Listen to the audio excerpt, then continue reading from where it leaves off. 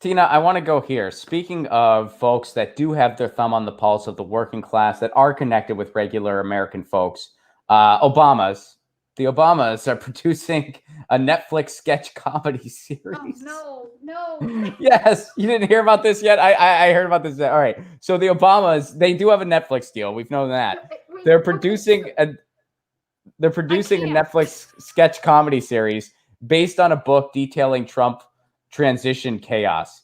So here's the thing. Barack and Michelle Obama will produce a Netflix sketch comedy series, The G Word, expected to be loosely based on an anti-Trump book that portrays the chaos that erupted after Trump won in 2016.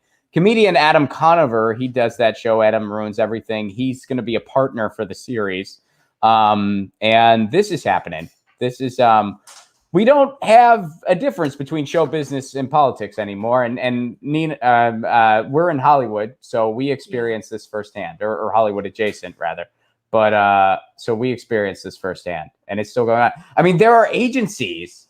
Pete Buttigieg is signed to an agency. Joe Biden is signed to an agency. Like, they are literally married with Hollywood. And this has been going on for a long time. And now the Obamas are making a sketch comedy series, which by the way, you want to make a sketch comedy series about Trump, that's fine. I mean, that's going to happen. Yeah, but Trump Ron, was president. you But could the do a better job of Obamas, that. well, that's the thing. The Obamas, I mean, it's like you're picking a plutocrat here. The whole purpose of comedy is you're supposed to critique the powerful.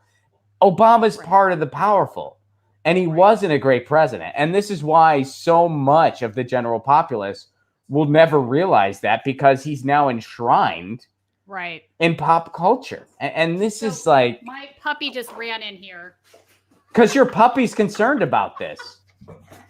Your puppy realizes the cyclical effects of something like this and the damage it's doing to discourse. Hang on. Okay. Hold that thought. Get the puppy a treat. Leave the puppy in? Oh, they can stay in. I mean, I'm all about. Okay. I'm a pro. This is a very pro pet show. So, hi, everybody, Lucy's this is asleep on Hypatia. the couch. Hi, Hypatia. Well, I know you, Hypatia. We know each other. We're buddies. We've met. She's 6 months old and she's giant. Yeah. Well, I mean, it's hard to tell like on camera versus in person, but I feel like she's gotten bigger since the last time I saw her. She has. So she's now like 67 pounds. That's amazing. Yeah, she's still sweet as cherry pie, but she's big. So, are you going to watch this series the day it comes out, or are you going to wait one day and then binge the entire thing? I mean, on a scale of 1 to 100. Ron, I will only watch the series if you and I can do a parody of their sketch parody. I feel like that's got to happen. I mean, just in general. Yeah, I don't know. This is just one of those things where it's just so philosophically wrong. And this goes into the whole, where we live in Southern California, people are kind of freaking out because they're worried like the industry as we know it is going away, which in many ways it is. The optimist in me, which kind of creeps out on occasion. I don't know how frequently. I would say that my wife would say less often. I might say more, but it creeps out on occasion, the optimist in me. And the optimist in me says to the person who's like, well, the industry as we know it's going away. The optimist in me says, that's not necessarily a bad thing.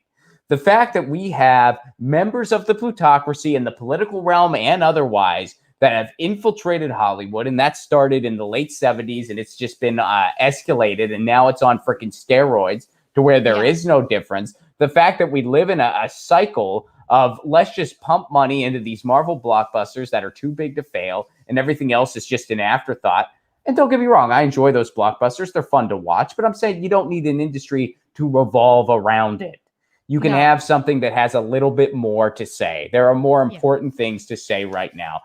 If instead of having that, we instead had something where there was an industry that had to learn how to do more with less, that had to learn how to do more as far as the audiences you're trying to reach, that kind of sees a renaissance the way we saw in the 60s, where you see anti-capitalist theaters come up here and in the Lower East Side out in New York and stuff like that. That's not a bad thing. In fact, I would argue that freaking needs to happen for the good of society. And this is why it needs to happen. It needs to happen because the Obamas are producing a sketch comedy series. The Obamas are producing a sketch comedy series. There's so much that's wrong now in our industry or in the film industry and journalism both, right? So we have a lot of the same unions. I don't know if people realize this. I think you don't have to look any further than what's gone on with SAG-AFTRA over the last 10 years. The Netflix contracts, I don't know if people know this, these new media contracts. Is that your dog going nuts, by the way? Talent minimum wage. What do you need a union for if that's the best the union can do for you? And when AFTRA and SAG merged together, one of the things that disappeared, and I absolutely voted no on this, conversation for a different day. But one of the things that disappeared is we used to be able to make $5K a year in working in money, like whether it was residual payments or paychecks, whatever, we didn't pay worker dues on, right? So your first $5K was free of dues. Now from penny one, they're taking out dues, including residual payments. And your average working, and just so folks know that it's not just actors, it's also broadcasters, dancers that are in this union. So it's not strictly actors. But point being is that this income inequality that we've seen in the rest of the country, we've definitely seen in this industry as well. And when you see the Obamas producing sketch comedy, I guarantee they're not using this minimum wage contract. They're getting paid a lot of money, right? So they're going to turn around though, and if it was a Ron Placon show, right? They'd say like, no, we're going to sign this SAG agreement. You're going to get paid minimum wage. Like, how does any of this make sense? And I also want to point out for those that haven't been paying attention, just within the last 2 months, SAG leadership has now taken away health plan from a lot of actors. Yep. So they've disqualified people that were on the health plan, have been basically booted off. So again, what's going on here? Because I'm a pro-union person, 100% pro-union, but I'm not okay with what's going on inside my own union. And I know that this is isolated, right? So this is the reaches of the plutonic getting into everything, including our unions. I don't know how we fix this. Yeah, I mean, and I think the fix is there's going to be a complete, I mean, maybe not complete, but like there's going to be to an extent a restart on the entertainment business. And it doesn't have to be a bad thing. It could be a bad thing. It could end up making things even worse. I don't have a crystal ball, but it really doesn't have to be a bad thing. It can be a good thing. I think it could be a good thing. Like, for example, Ed Asner has told me a few years back that he actually thinks that they should start a union over. Like, it's just, he was also against the merger. A lot of this stuff came from a bad merger agreement. And a lot of the, I don't know, I digress into something that I don't know if this is interesting for some folks, but I think the political issues are very real inside the entertainment guilds because the entertainment guilds are very much supportive of neoliberal policy when they shouldn't be. It's not good for their union members' rights. There is definitely a tension here.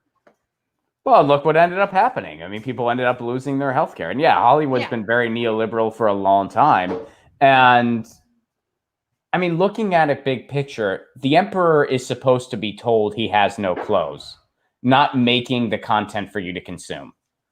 And we have the emperor telling you what's funny now. The emperor is telling you what's what. And in fact, to add injury to insult, the guild president was one of the opening speakers during the DNC convention at the KDM opening segment.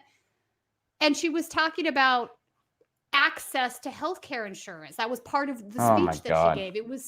As she is kicking people off, as she's kicking guild members off their insurance, she has the audacity to get up there and talk about access.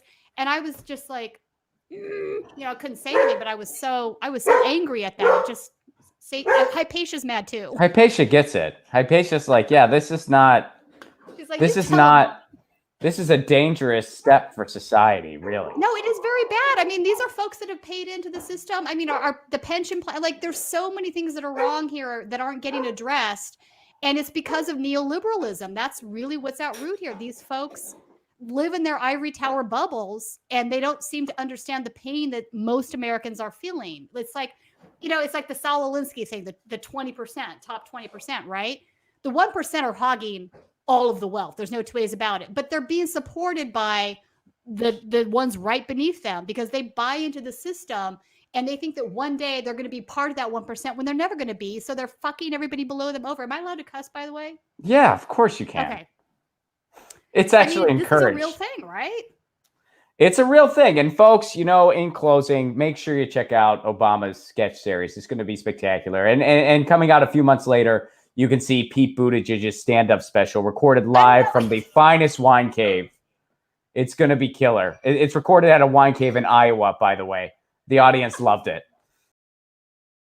Get your news on with Ron. Don't you want to know what's going on? We're getting our news on today.